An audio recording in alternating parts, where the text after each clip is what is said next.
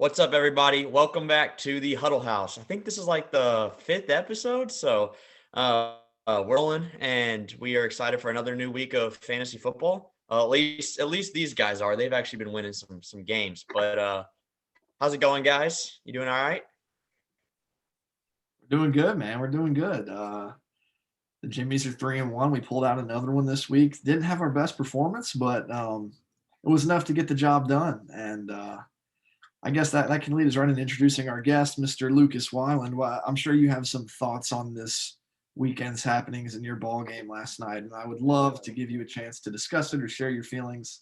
Take it away. Well, thank you guys for having me on the show. We're trying to do this for a little bit, but scheduling issues pushed me back to week 4. But thank you guys. Um, well, first of all, I lost by 7 yards. 7 yards, 0.70 points is the difference between 2-2 and 3-1 for me right now. And that makes a world of difference on the team, especially in a 12-team league or 14-team league, rather, as y'all know.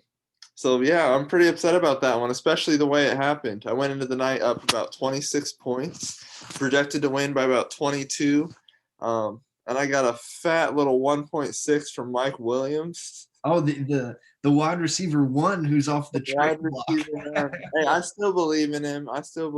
But yeah, this has gotta make your love for Mike Williams go down a little bit, doesn't it? No, not really. Not really? It wasn't even looked at. It was Justin Herbert's fault. It was a game where they were up 3 touchdowns after the first half. Not super worried about it, but definitely sucks because it definitely influenced my record a lot. And then the other one was Daniel Carlson, number 1 kicker overall. He had 11, 17, and 12 in his first 3 weeks and puts up 2. And he 52 extra points. Missed the 50-yarder there too. I mean, if he doesn't hit that, you probably win. No, I wouldn't. That would have been 4 more points. Yeah. If he'd hit a 20-yarder, you would have won. If the Raiders would have made it down and scored another touchdown in garbage time and kicked the extra point, I would have won. Yeah. It was such a frustrating game to watch. Just slowly watch my 22-point lead slip away. So, yeah. Man, I bet that would have eaten me alive. That had to be tough, man. That had to be tough. It was rough, man. But saw some good things still. Saquon Barkley looked like Saquon Barkley, so that was good. Yeah. Darrell Henderson continues to be one of the best, RB2s in the league, consistently putting up 14 or 15 every game. Yeah. Stephon Diggs can't seem to find the end zone consistently, but he's racking up yards and targets and everything, so can't complain about him either. What about Allen Robinson? Talk to me about Allen Robinson. What are your thoughts there? You neglected him in that whole list of people. Yeah. Allen Robinson deserves not to be talked about. My 3rd and 4th round picks up to this point in the year are pretty much washes. I remember when I was looking in the 3rd round at 3-9, I was deciding between Allen Robinson, DJ Moore, and your guy Jamar Chase Ty. So to pass on those 2 guys for Allen Robinson, what I thought was pretty clearly the elite talent of those 3, especially for this upcoming year, really disappointing, especially seeing the numbers that those guys are putting up for their teams, especially with how young those guys are as well. So let me ask you another question, because I think I've had this discussion. I don't know if it was on here or with Marcus, but the trade you did with Jake before the draft to acquire that pick to take Saquon, you gave up a 5th. We posited that maybe the reason his team has been so powerful is that extra 5th he got because it gave him that depth. And I think he took, was it Kareem Hunt with that pick? He got Kareem Hunt, yeah. I thought that may be something that's helped set him up over the edge to be 3-0. Now, I mean, you're still 2-2. It obviously hasn't wrecked you, but I mean, how do you feel about that trade and how it impacted your team versus his? I felt good about it on draft night. I didn't think Kareem Hunt was a super elite player. I thought that Saquon Barkley was worth the extra value because I think who ended up going with a 9? Who did Jake take there? DK. He took DK. Yeah, DK. I was just thinking I'd rather have DK. I'd rather have Saquon Barkley than DK and Kareem Hunt. That's what my thoughts were after draft night. So I was happy with how it turned out. Now, Kareem Hunt has looked pretty good, but I'm sure that's bound to slow down. Nick Chubb's definitely still the starter there. I think he's had a couple good matchups and good game scripts for him. More passing game that the Browns have been having to do when they get down. But um, I think as the season goes on, it's going to look like a pretty good trade for me um, once Kareem starts getting a little bit less volume. Well, and I think, Saquon having a pretty miserable first 2 and 3 weeks to the season probably amplified that feeling. But I think last week showed like, oh, he's back. He's still the same guy. I think he was just a little slow overcoming that ACL to get back up to speed, but he looked just like I remembered him his rookie season in that He's win. been great the past couple weeks. He had 18 last week. This week he had 27. And it's partly because he's been getting the snap percentage in week 1 was only 48%. Ever since then, it's been 84, 86, and 89. So he's back. He's fine. Still kind of frustrating player to watch because that offense is just so bad. You see him running for, on his average run, it's 0 to 1 yards, but then he'll break out a 54-yard touchdown. So those chunk plays kind of make it worth it. But Yeah. if he was in a good offense, oh my goodness, he'd be Christian McCaffrey 2.0. I think one thing that's got to make you feel a little bit better is even though the offensive line is horrible, I think one of the big concerns with Saquon is that Daniel Jones wasn't going to be competent enough to like move the ball. And even though the Giants offense still has a lot of work to do, Daniel Jones has actually looked good this season. So, I mean, I don't know if Daniel Jones has looked good at the beginning of every season. So maybe it's just a fluke again and he's going to have a regression. But if he can somehow maybe keep this momentum going, there might be some more goal line opportunities there. So he hasn't been the problem. So it's been usable. It's been usable. The offensive line has been the biggest problem in that offense, but it's the Giants. What else is new? Yeah. Well, your opponent this week, Austin, can probably relate to that having Najee Harris. Yeah, absolutely. Najee's still fantasy. He's still fantasy relevant though. Honestly, like he catches those checkdowns and he obviously gets every rush. The other week, last week he had 14. Yeah, he had 14 against targeted 18 times. It was the only thing they could do. It was the way that was how they were running the ball because they weren't getting anything through the offensive line. It was like it reminded me of what the Packers did with Ty Montgomery way back in the day, where like their little 3-yard dump off was their handoff essentially, and they would just do that over and over. It was the same thing they were trying to do with Najee, which is not how I thought at all he'd be utilized. Because I always thought of him as like a bruiser, just a downhill runner, and they've been making him into a pass catcher. I mean, it's great for fantasy. Yeah, especially you got a big guy like that can run and catch the football. That's a dangerous, especially in a system like Pittsburgh where they like to use a workhorse back, giving 24 touches a game. So, but if I swear, if I see them do it, I was cheering for it during the Bengals game, but like just last week, I saw it again. They did the same play. It was like 4th and 3, and they throw a swing pass behind the sticks to Najee Harris, and he gets tackled immediately. They did it in the Bengals game, and they also did it last week. I was like, what are they thinking? I mean, man, my Steelers are a mess this year. My Steelers are a mess. It's time for a little bit of a rebuild anyway. I think it's a little bit overdue, especially on the offensive side of the football. I think it's definitely probably going to be Ben's last year here, so I'm trying to just enjoy watching – a Hall of Famer and all-time great for our team on the field, whether it looks good or not. Just remember all the memories and enjoy it while it sort of lasts, and then we'll move on next year, hopefully. That's a good perspective, I guess. It does feel nice for the other fan bases in the division to finally see the Steelers be kind of like the little brothers for a year. It might be short-lived because I know the Steelers organization rarely stays bad. They always recover, but we'll enjoy this 1 year while it lasts, where the Steelers look absolutely atrocious, and the rest of the We're still division going is to give your actually team headaches. We're still going to give your team headaches and make it miserable for y'all on the way to our 6-12 record. Yeah, I mean the defense is going to be awful. Like I think that whenever they played the Bengals, I know TJ Watt was out. I think the other starting edge rusher might have been out, and Burrow didn't even get touched. Like I don't know if he's ever on a game where he didn't get sacked, but he didn't even get like hit or knocked down against the Steelers. So I mean, those guys alone are going to make it tough to where it's going to be hard to score. But that offense is just so putrid. It's like, I mean, your defense is going to have to hold people to like 14 points a game, and maybe even less. Yeah, I don't disagree with you. I think we're better than the Bears and we're better than the Jets right now, but that might be about it as far as NFL offenses go at the moment. which is I'd take you over the Texans. Maybe the Texans. which is so crazy that they snuck one out over the Bills in week 1, who have looked insane. I've been saying this too. It's a season opener type game. Those defensive teams that can just make a game super messy, they're liable to win game 1 of the season. Teams aren't fully at their clicking all the way, and so I wasn't actually super shocked at that. But I also didn't. It wasn't an inspiring performance to me to actually believe in our season any more than I did before. Fair points. Fair points. Let's transition this real quick because we also have a member of our conversation here made a big move earlier this week, and I don't think we've had a chance to talk about it yet. Matt, let's talk about the trade you made with Mitri, where you sent Dak Prescott for Justin Fields, a rookie receiver, and a pick or two in there. Tell us about that and how you feel 1 week removed from the fact. Yeah, it was interesting. So, sorry, I'm blanking. Yeah, so it was a really interesting trade because I had no interest in trading Dak at all going into the week, or really going into the season. I was like all in on Dak as my franchise quarterback. He's really the most proven guy on my team, probably.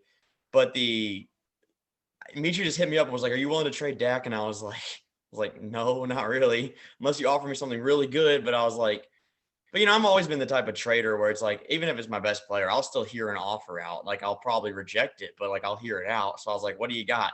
And he was like, "Fields, Waddle, and my first round pick." And I was like, yeah, probably not doing that. Like, and he just kind of like kept hitting me back up about it and was like, "I'll throw in Cole Beasley." And I'm like, I don't know. I'll think about it, man. I was kind of like down on it a little bit, but I started thinking about this. Started thinking about what like Lucas even said to me, what people have said to me all season is like, kind of like know your team's identity.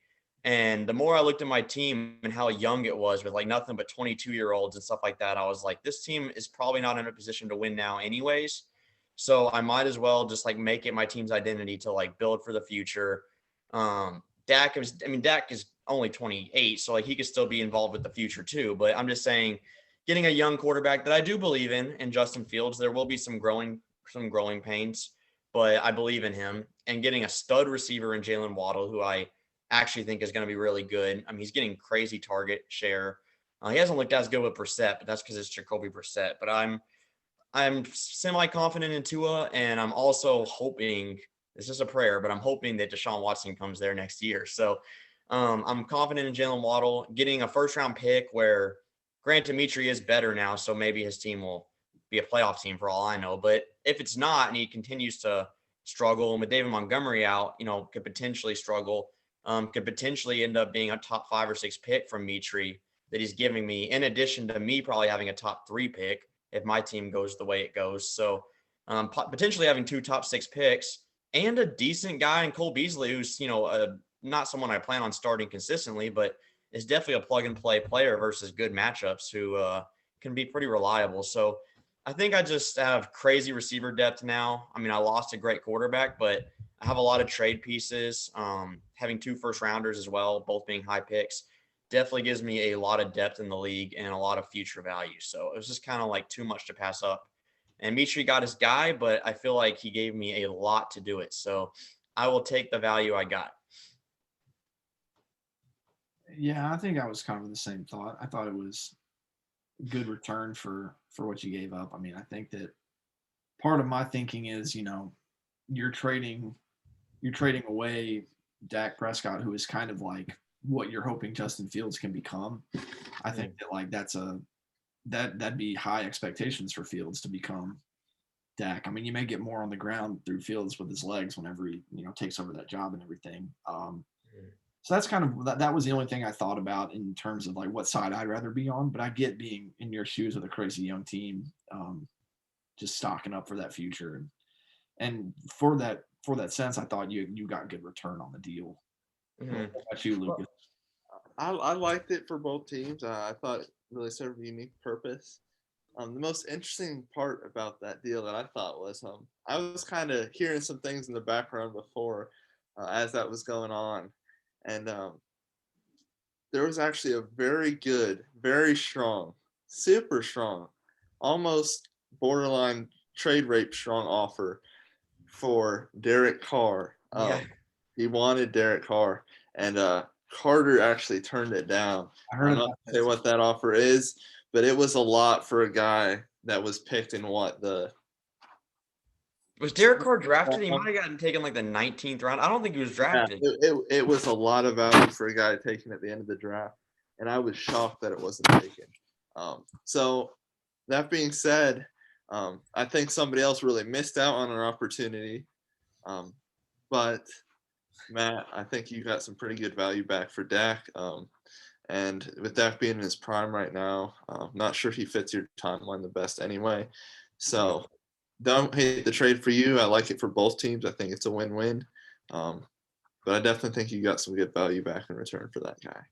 I'm not expecting Fields to be Dak. That's not like I think that would be. I mean, if he is great, I mean, then I think I'll definitely win the trade. But I'm just saying, I'm expecting Fields to be solid though. Like if Fields can be like 80% of what Dak is, then I think the value of Waddle, the first round pick, and Beasley kind of puts me a little bit over the edge. Now, if Fields is only 20% of what Dak is, then Mitri won the trade like crazy. So I mean, it's more just like I knew I'd be taking a slight hit at quarterback, but I figured that I would have so much value in other positions that I could then kind of make it back up. And also, I'm pretty confident having 7 receivers that are all pretty solid gives me enough trade value to potentially make future trades with the pieces I was given to maybe make a more complete balanced roster. Because now I have Devontae Smith, Laviska Shenault, Rashad Bateman, Jalen Waddle, all 4 of those guys being like 22 years old. Then I also have Michael Thomas, Odell Beckham, and Cole Beasley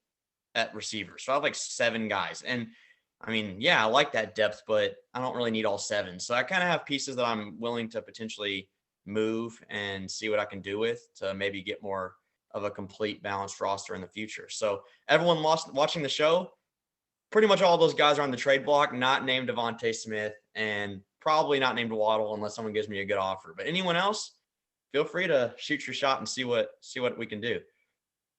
He'll take your picks and your money. He's building for the future, folks. Yeah.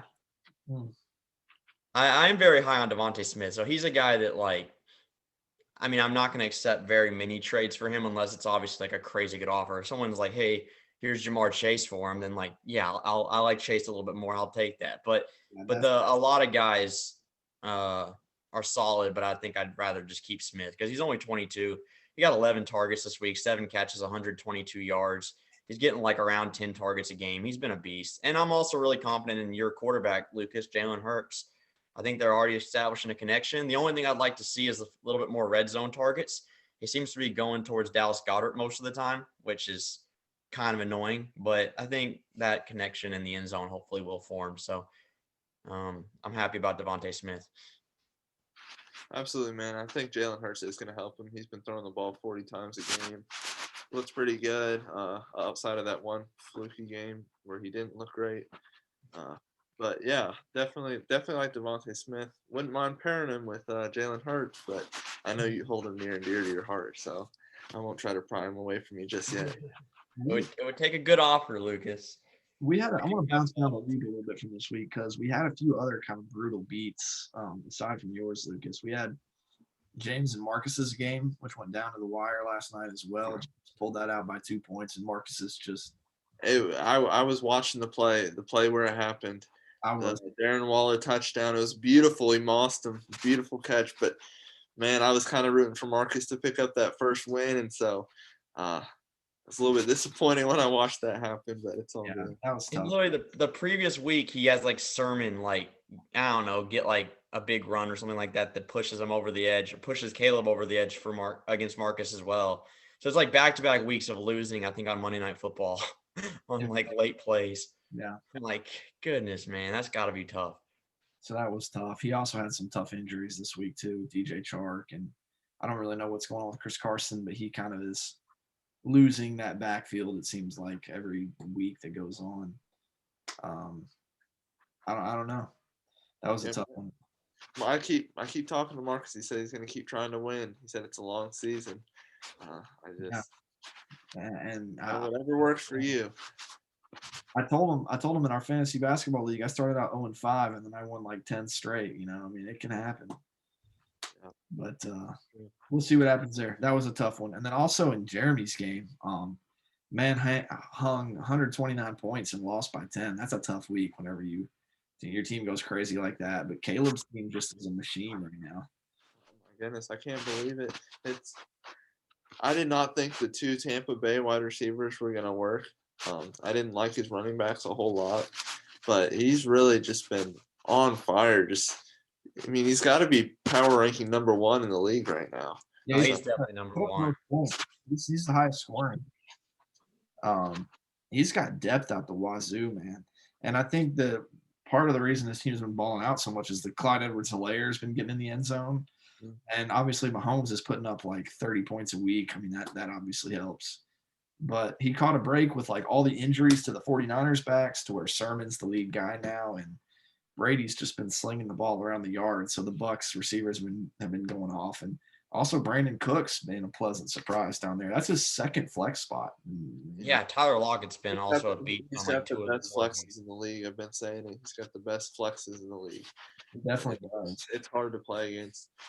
Brandon Cooks, I was not high on going into the season just because of that Texans offense, but it seems like since he's name another player on the Texans offense right now. Name three guys that are fantasy relevant. None that are fantasy relevant. None of them are fantasy relevant. I mean, who's their wide receiver too? Like Nico Collins. Like, does he even have 6 catches this year?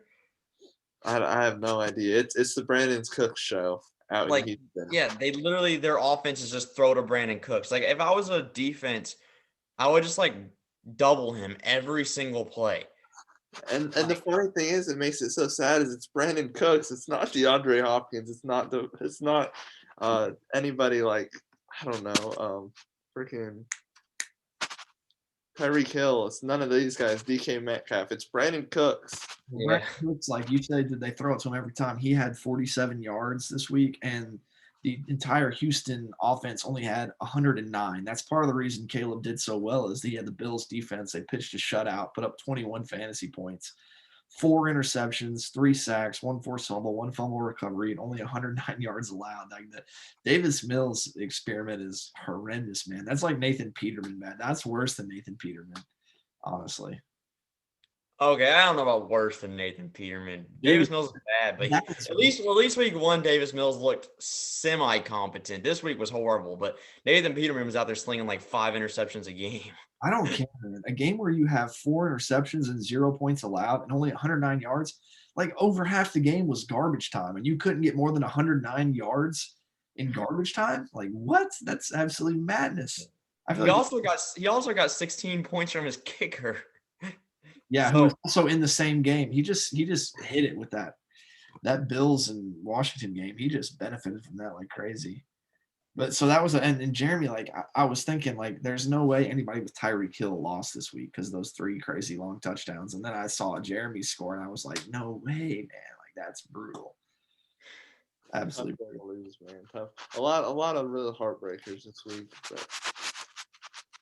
And the Eagles with Miles Sanders, like they're just not handing the ball off at all. I think what's the backup's name? Kenneth Gainwell. Kenneth Gainwell's looked fantastic. He's running over people, catching the ball like a wide receiver. I mean, and he's younger than Miles Sanders is. He's only a rookie. I mean, he's definitely going to demand a bigger part of that offense going forward if he keeps playing like this. There's something about those running backs that come from Memphis that are just they're great receivers. They're great runners like Antonio Gibson, Gainwell's one. Tony Pollard, I think, went to Memphis. It's like they're these like backup guys that you don't think of as like being studs. They're just always solid. And there's probably even more that I'm not thinking of, but something about that. It's like a pipeline. Yeah. I don't know, man. It's I mean, he's got to be concerned with Miles Sanders as RB1 just not doing anything. Like and then Michael Carter is actually finally starting to get his role, but I mean, it's the Jets. So, I mean, there's still a lot of concern that he's, might be a flex start, but can he be much more than that? Hard to say. And Jeremy took him as his RB2. So I know Jeremy's hunting for running backs right now. His receivers are good, but it's just, he's right there with Brandon for the toughest running back tandems at the moment. Jets fans, man, they must be so miserable because I know a few of them up here, and like we were talking today, and they were like, yeah, we finally won, but it was against the Titans and they didn't have either of their receivers. Like, is it even a win? I was like, you can't even enjoy a win. Like, that was a good game. Like, I don't know. It'd be tough to think like that. They're just beaten down, I guess, but they showed some flashes. I was excited as a Corey Davis manager to see that they could finally not throw an interception or they could finally throw some completions to put points on the board. That was exciting. They took a step forward. Mhm. I think rookie quarterbacks in general took a step forward this week. I mean, you look at Trevor Lawrence on Thursday Night Football, he played a pretty solid game. It wasn't like jumping off the stat sheet, but he was much more accurate, didn't throw an interception, didn't turn the ball over, ran the ball pretty well. So that was a good step. Justin Fields looked a lot better this week. I mean, he threw an interception, but that wasn't completely his fault. Threw 209 yards and definitely threw some beautiful passes. So tell him He who his showed, wide receiver number one is, though. yeah, he doesn't. He likes Darnell Mooney more, so that's concerning. But and then Mac Jones looked amazing in Sunday Night Football against the GOAT in a very high pressure game. So I was very impressed with Mac Jones. He threw an accurate ball, stayed He poised. outperformed Brady. What? Yeah, Yeah, yeah, on an individual performance, he outperformed Brady. I know he did. And then Zach Wilson looked good. So the only one that wasn't super great was Trey Lance, but I mean that was his first game, whereas the other guys have had a few games now. So um, I think Trey Lance will be fine. It was just a tough matchup, tough to expect him to just come right out there and automatically be amazing. So he showed flashes. Here's a fun. Let's try this activity out because Lucas mentioned updated power rankings. I was thinking we could do something to the tune of a team that's currently in the bottom half of the league in the standings. So you're talking like 2-2, 1-3 that you see, and we're like, not that deep into the season, obviously, but just that you could see making a playoff push that is currently out of the picture, even though it's insanely early. I saw an NFL graphic saying if the season ended today, this is what the playoffs would look like. After 4 weeks, I don't know why you even put that out there. It's just ultimate tease. Like the Bengals are the 2 seed. I'm like, don't do this to me. Like it's going to kill me. It's like, why are you putting this out here? I don't want to see this. But we could copy that a little bit. So I've got the current standings pulled up. So the teams that are currently not in the playoff picture, 7 is Lucas at 2-2, 8 is Austin at 2-2, 9 is Brandon at 2-2, and then 10's Mitri at 1-3, Jeremy's 11 at 1-3, Chris is 12 at 1-3, Marcus at 0-4, and then Matt at 0-4. So out of those teams, I don't even know if we should do the top.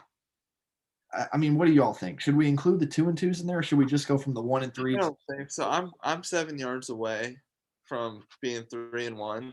Yeah, I don't consider myself in that bottom tier. I'm with you. And I don't think that's enough of a hot take to say a 7 seed is going to make a playoff push into the 6 seed.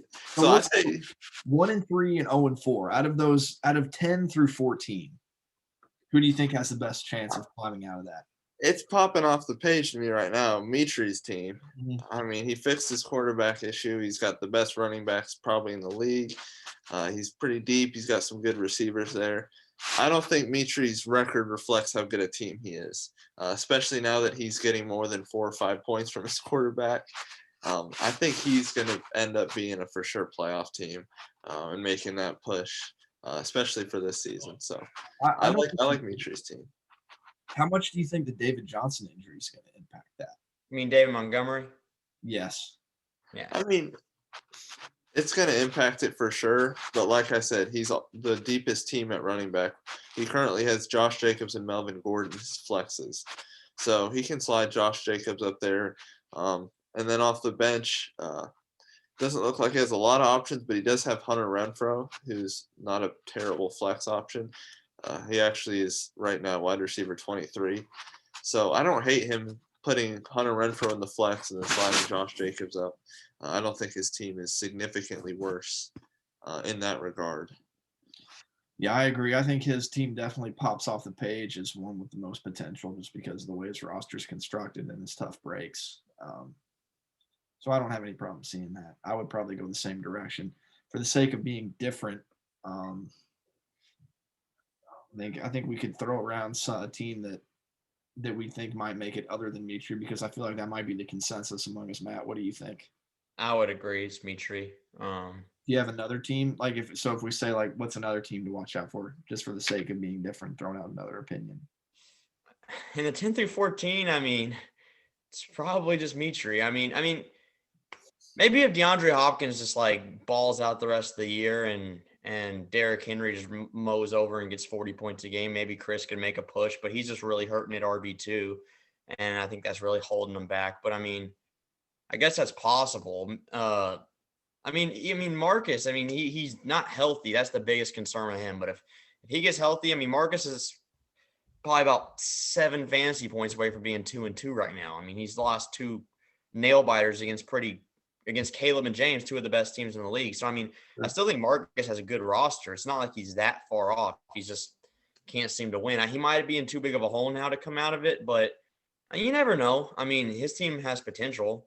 I think the team that doesn't is myself because I clearly invested in just the future. Now, next year, I'll be about it. But this year, I mean, I'm just hoping to be respectable. I don't want to be like a next Stud Muffins 3.0 and have like a 2-12 record. Like I want to be dancing at least somewhat close to 500 just to, put some respect on my own name. But who knows? I might not even be that lucky. So we'll see.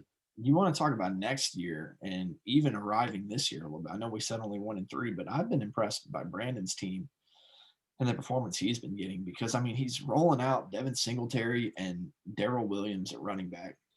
I mean, like the fact that he's won 2 games with that tandem really speaks to the quality of players he has around him. I mean, and if you look, he also drafted Dobbins and ETN on draft night. They're both out for the year, obviously. But if they come back and assume their roles, I mean, then he's looking at a core of those 2 in his starting running backs: CeeDee Lamb, Jamar Chase, Jacoby Myers, who's a target machine, and T. Higgins. Like studly young core right there. Mm-hmm. So I think, and Josh Allen obviously is the quarterback. I think that a big thing that we talked about going into the draft was quarterbacks in the first round. Where do we stand on that in Dynasty? And I think that the 2 who did it, Caleb obviously is leading the whole league in points scored. Now, granted, he hit on a lot of picks after that, but Mahomes has been a big reason why he's up there still, I think. And then Josh Allen that Brandon drafted, we wondered, like, is that a sustainable way to find success? And I think these guys are both proving that, yeah, that can definitely work. Whereas, I mean, the Jonathan Taylors of the world who you drafted 3rd overall, it's looked tough. It hasn't been a consistent performer, I mean, and not to say that you didn't do the right thing or didn't make the smart call. I'm just saying this is an interesting study because I know a lot of people are always debating that. And it seems like it's going to work out for these 2 guys. Yeah, I agree with you on the point that taking a quarterback isn't always a bad move when it's an elite player. But as far as Taylor goes, he looked pretty good this week. 18.9 fantasy points. Finally started showing what he's supposed to show. The volume is there. He's 22, new quarterback, banged up O-line. This year I probably wouldn't be winning anyway. I think he still has an incredible future, and I would do the pick all over again if I had picked 3 once again. It's been a rough sledding, but I'm not discouraged at all by what I saw. So I always watch Red Zone on Sundays, but what I did this week is I still had Red Zone on TV, but I watched the Colts-Dolphins game on my computer because I wanted to see Taylor firsthand. I'm sorry. That was a brutal game to watch. Oh, yeah, it was. But I had Waddle on one end of the field and then Taylor on the other. So I was like, I want to see what my young guys look like. And Waddle wasn't super involved because the Dolphins barely had the ball. And when they did, they just threw to Devontae Parker every time. But he caught all 3 of his targets and he looked good after the catch. So I was encouraged by that. But Taylor looked so good. Every single time he got the ball, it was like 7 yards. It was just, I want to see him more involved in the passing game. He only had like 1 catch this week. But when he gets the ball and when he gets the carries, which he had like 16 this week, he was just going nuts every time. So I think he averaged 6.4 yards a carry the last 2 games. So he's getting his stride going, and I'm seeing the upside that I drafted him for. So I'm not super worried about Taylor. He'll be all right.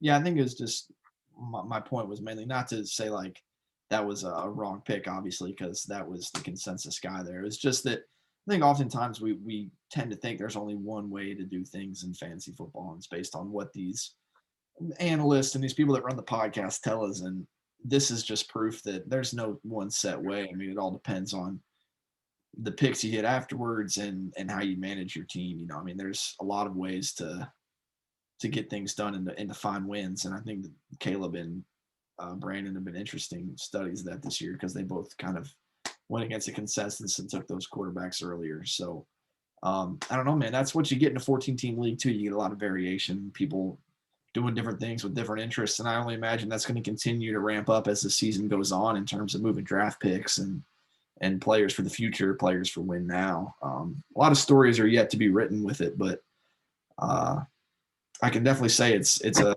fun thing to be a part of a dynasty league. I'm enjoying it. It makes losing more tolerable. Let's just put it that way. I still hate it with a burning passion. I still feel the most terrible pain every single week when it happens. But I always know the light at the end of the tunnel that like more years than just this. Got to think for the future. I always tell myself it's a marathon, not a sprint. I have to remind myself that, or else I'll get too discouraged. Now, if I was 0-4 in a redraft league, it's like just gonna go jump out of a window or something like that. But in a dynasty league, I'm like, all right, there's hope here. So I'm it's more tolerable, let's put it that way, from an 0-4 guy to know that, at the end of this tunnel, it could be my crazy good young core plus Chris Olave or something like that, or Isaiah Spiller or someone like that. So, there's upside there. Sounds like you take the losses like Urban, like it about kills you, Urban Meyer. I wonder if did you take your mind off the loss anyway? I mean, I know that Urban's been known to do that just to find a release. Yeah, maybe not in a way as inappropriate as Urban's was, but nah, I just watch more football. I just block it out. I'm like, if like Sunday Night Football tonight or this week, I don't think I had anybody playing, and I was like, you know what? I'm just gonna pretend fantasy doesn't exist, and I'm just gonna watch this game. Plus, I do DFS, so if my team is just falling apart in Dynasty, it's like, all right, well, at least throw in $3 or $4 on one of these games that I have no other interest in, and just root for that. So it keeps me afloat. He's afloat, man. Can't ask for much more than that. What'd you say, Lucas? Said keeping you afloat at 0-4. Can't ask for much more than that. It's all DFS is there for, man. I really could care less about. I mean, the money's nice, but like at that point, when I'm doing DFS, it's mostly just to keep my mind off my dynasty team and give me something else to watch. Matt has DFS. Urban Meyer has 24-year-old chicks in the bar. Everybody's got their. And Marcus has waterboard torture. Yeah, this is a little more drastic. Yeah. Hey, I'm excited for week 9 now, though. I know everyone was excited for me and Jake's week, and ended up having a decent matchup. And now I'm excited to see Jake versus Marcus after their little feud in the group chat today. We had a little animosity there. That is going to be a good week. I'm wondering what stirs up this next week. Maybe we can get some drama going in that group chat a little bit. We usually find a way to. But hey, we got to wrap this one up, man. We're about to run out of time here. Yep, I see it at the top of my screen, 50 seconds. So, any last words, Lucas, to close the show? I'm excited to play Jake this week. I see Ty, you're going against, or Matt, you're going against Brandon. Ty's got Traitner. Yeah. See if this all works out. Not any matchups that really pop off the page, Jimmy, but we'll see what happens here. We will indeed. Marcus versus Jeremy. That might be the most interesting one this week. Two teams. Yep. All right, boys. Be good. See you guys. See you next week.